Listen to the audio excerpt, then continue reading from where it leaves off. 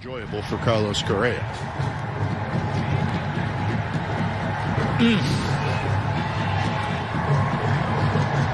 Now that's what I call a 2 balls, 1 strike count. Anyone? What's going on, guys? It's Fuzzy. Welcome back to yet another MLB recap. We have so much to talk about from yesterday. We have Trevor Bauer doing his thing. As you guys can tell by this gif, he is feeling himself. The Marlins are World Series contenders, or are they? Fernando Tatis Jr. looks to be the NL MVP right now. And then we have the most insane game ever. I think it was like a 17-13 ball game featuring the Pirates versus the Tigers. So we're going to see who won. And then also Mike Trout, the Astros. So make sure you guys buckle in, get a beverage, get a snack or something like that, because without further ado, it's time to start talking baseball. We're going to talk about the Astros getting trolled by an airplane in the sky in just a second, but I want to go ahead and start off with the game of the year if we're talking 2020. The Pirates versus the Tigers. That's all I'm going to say. Who won? Sure. Frazier with a fly ball hit well toward right center field, approaching the wall. Out goes Frazier! That's a fair ball into the right field corner. Oh, that's a rocket to right, and that's going to be over the head of Tucker. Eric Gonzalez of the Pirates drove in 6 RBIs, but it wasn't enough as the Tigers scores 17. Nico Goodrum leads the charge with 5 RBIs. I've always really liked Nico Goodrum. I'm hoping that this is the year that he breaks out, but my gosh, just look at this scoring summary. I've never seen anything like this. Mike Trout homered for the 5th time on his birthday. He homered at age, I think, 20, 21, 22, 25, 26. I think he skipped 23 and a few years in between. But the 5th time he's homered on his birthday, I mean, he owns August 7th. But unfortunately, the team that I'm rocking today, the Rangers, they soil it and they get the W. It was honestly a really sloppy game. The Angels, they just don't look like a playoff team. I'm sorry. Right now, they don't. Ground ball to the right side.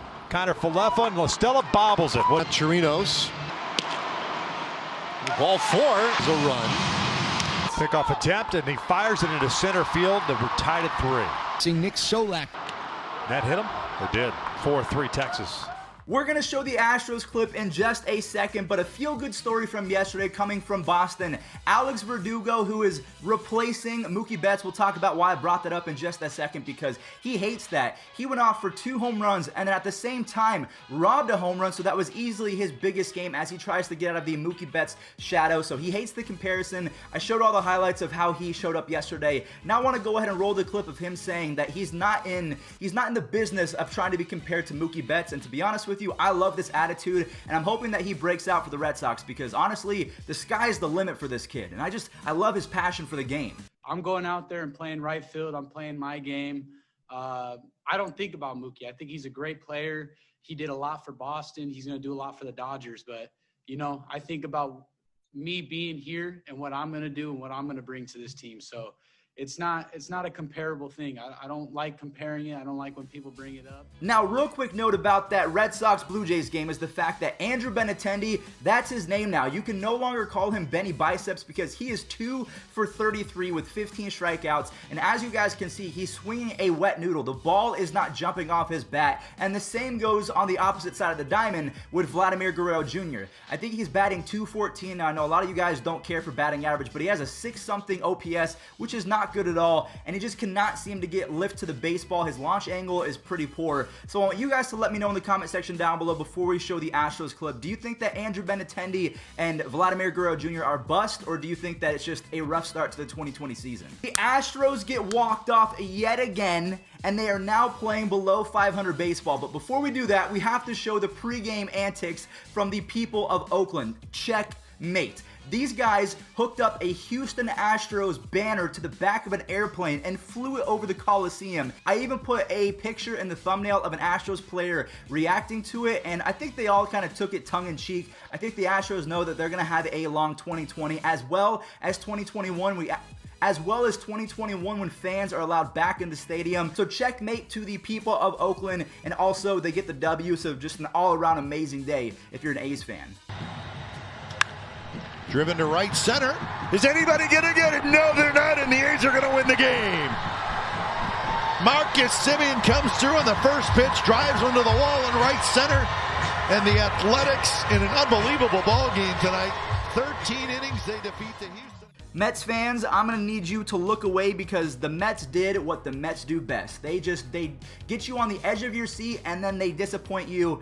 I mean, the Marlins are now 7-1, so I don't know if it's the Mets being bad or if the Marlins are just a sleeper pick. Marlins are 7-1, the Mets fall to 5-9.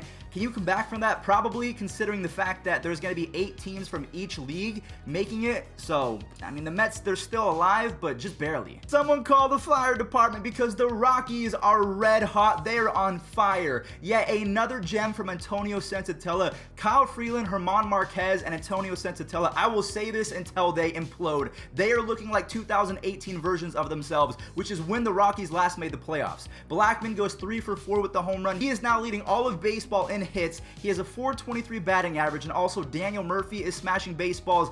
Garrett Hampson had a home run. It is just unreal what the Rockies are doing to baseballs in 2020. It's almost not fair. Byron Buxton started off the Twins game with an absolute mammoth shot. This ball traveled 442 feet, but the Royals, they've been playing some pretty good baseball as of late. They rally in the 5th and 6th inning to steal a 3-2 victory, and they held the Twins to 5 base hits, and it's hard to do that, so props to the Royals. Now, another team that I have to give props to is the Tampa Bay Rays. It is really hard to hold any team to 2 hits, let alone the New York Yankees. So if you missed the game, it wasn't the most exciting because they had 4 hits total apiece. So the Yankees had 2 hits, the Rays had 2 hits, so excellent pitching, but we all know that chicks dig the long ball. I want to see Judge hit 500-foot home runs. 1-2. Swing and a drive out to center field. Hicks sets up, makes the catch. Verdugo tags up. He'll come in and score. In a positive way.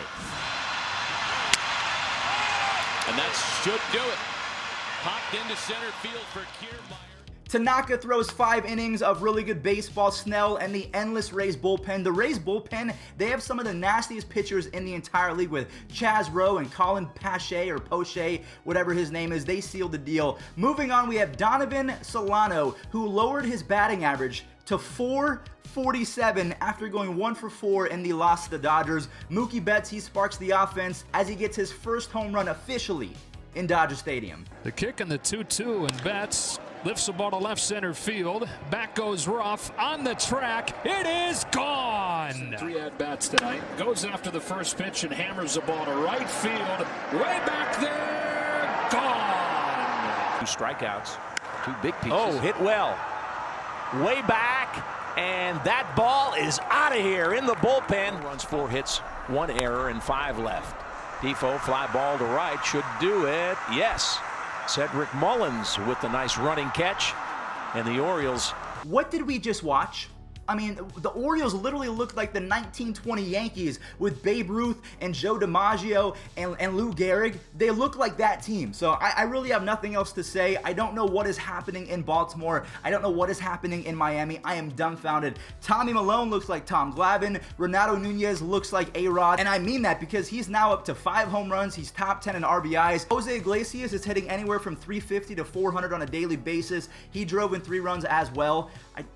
I have no words. All right, guys, so we're going to go ahead and roll some web gems. One is coming from the former Olympian Eddie Alvarez. He made an amazing play at second base. We also have one from the Rangers. And then I'm going to try and find one from the White Sox because I saw it live, and man, it made my jaw drop. McNeil line caught by Alvarez at second. How do you like that? An Olympian speed skater goes with the high jump to take. Glad it is early as we continue to remind ourselves. Oh, there's a liner to third. What a great stab by Kiner Falefa, and he. Second base, diving stop Mendick, and he aced him. Nicely done, Danny at second for out number 2, getting the jersey. Left field and deep, going back is Cave at the wall, leaping. And he made the catch. Jake Cave with a great catch at the wall.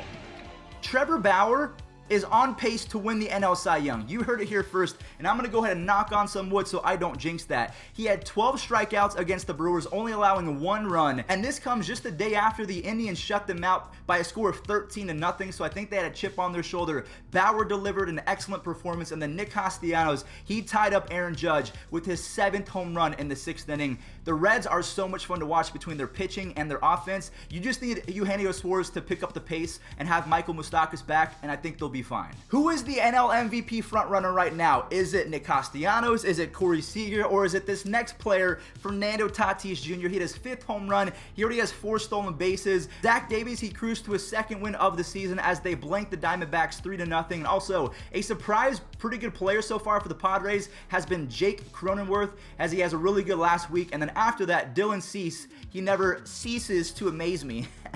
So many jokes today. His stuff is so nasty, but his control is awful. He had 5 walks, but did not allow any runs as the White Sox, their offense, they came in clutch as they blanked the Indians. So back-to-back shutouts. Oh, he knocked him down and struck him out.